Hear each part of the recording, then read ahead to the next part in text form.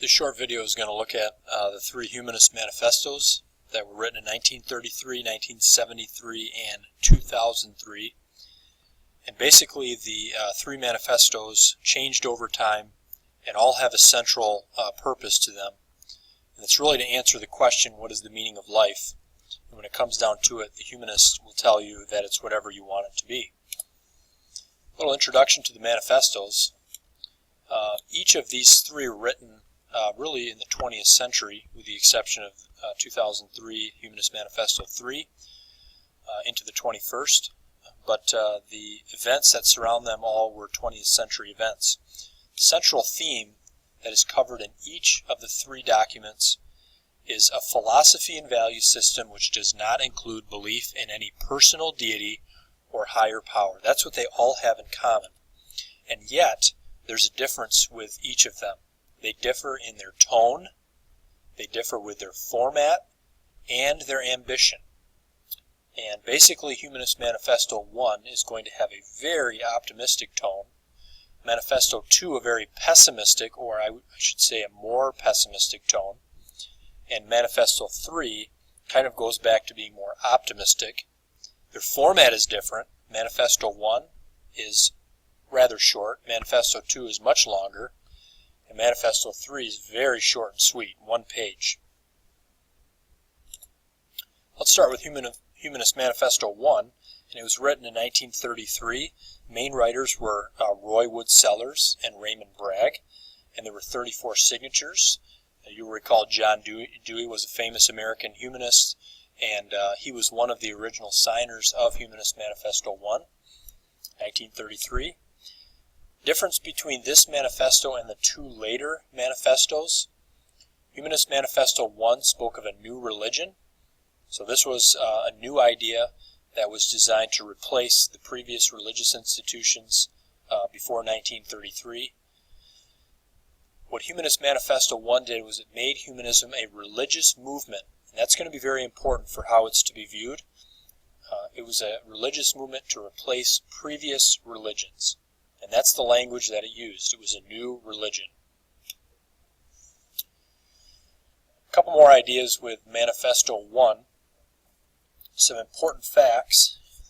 It's organized into a 15-point belief system.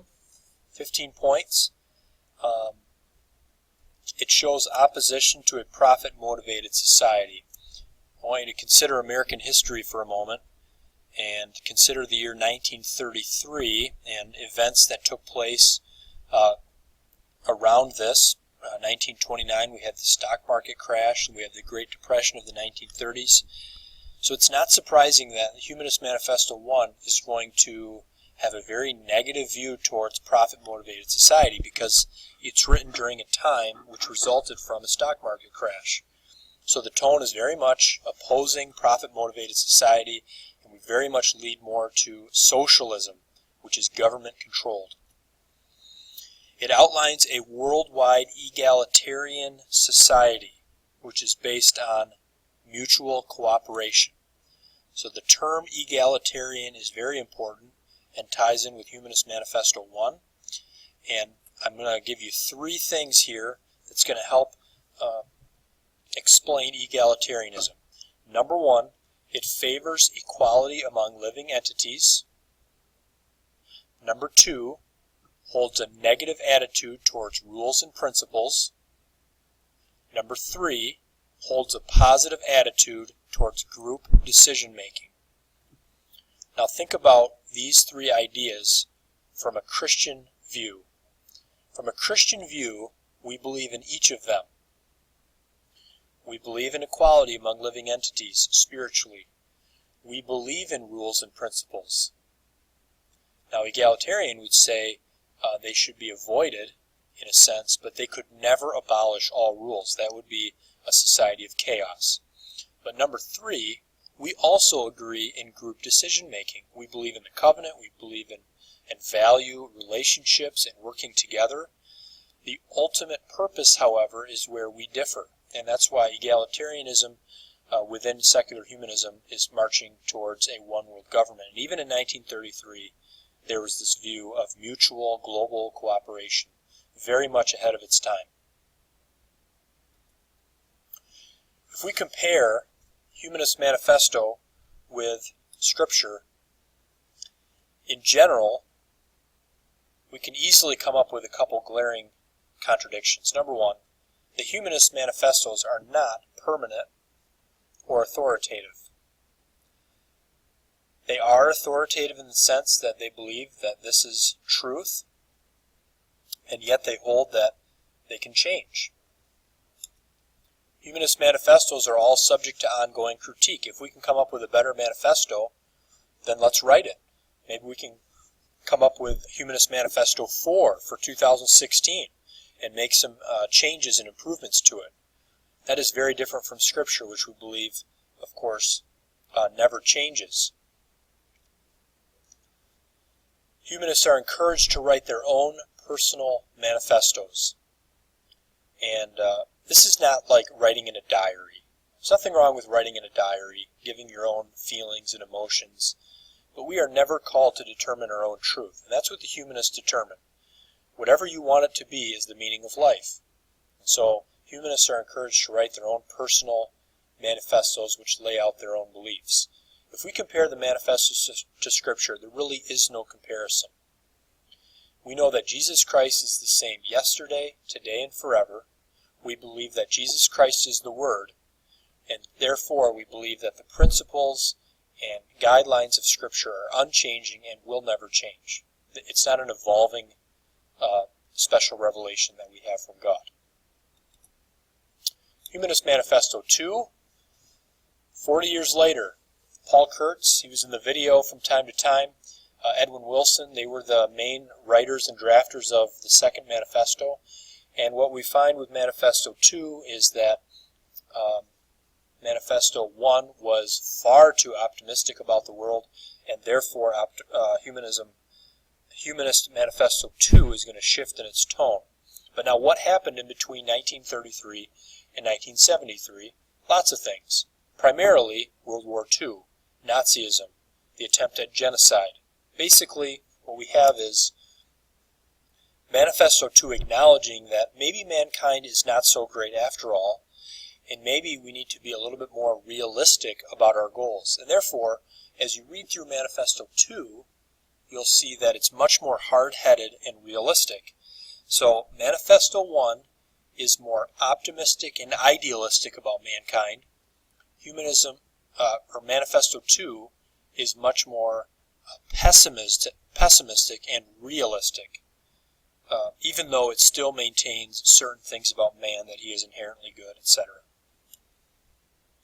What they have in common is there's the same individual goals: removing war, poverty, mutual cooperation, and we'll see that here in just a second. But there's always a central theme: no higher power, no supreme being, man is supreme. But history is going to change what these manifestos emphasize. So there are some main proposals in Humanist Manifesto 2. Number 1, opposition to racism and nuclear weapons. Now here's the difference. As Christians, we deny racism. We believe it's unbiblical. What Manifesto 2 is going to do is try to exalt one race over another. It's not necessarily calling for equality, it's calling for this idea that the oppressed group is now has this power over the majority group, which is the white man. And we'll talk about that more in class. Support of strong human rights. Interesting that they march for human rights and they acknowledge human rights, and yet we came from cosmic slime. Social matters, which still are discussed today, all came out of Manifesto 2 because of the time period. 1973, which is the decade after the 60s, the sexual revolution, civil rights. Many of these things are mentioned. Legalizing divorce, birth control, abortion. All of that is because of the time period in which it's written. Humanist Manifesto 2 involves many more social ideas and concepts than Manifesto 1. Lastly, it's more economically neutral. What Manifesto 2 acknowledged is that capitalism is necessary, and that in the 40 years between Manifesto 2 and Manifesto 1, to have a completely socialistic society would not maintain the greatness of America. Capitalism was necessary, but there needs to be more sharing. Popular quotes from Humanist Manifesto 2. There's really two that stand out, and these came up in the video. No deity will save us, we must save ourselves. The question we have to ask as Christians is, what is the salvation from? And the humanists would not say from a totally depraved state, but we have to save ourselves from a planet that is involved in global warming, and it's ecological, and there's too much population. That's what the salvation is from. That's why we have to improve the planet. Second quote basically sums up who they put their trust in, themselves. Manifesto 3, published in 2003, is also called Humanism and Its Aspirations. Written by the AHA, American Humanist Association, much shorter document. And it's basically 6 primary themes with a brief explanation for each. It's 1 page.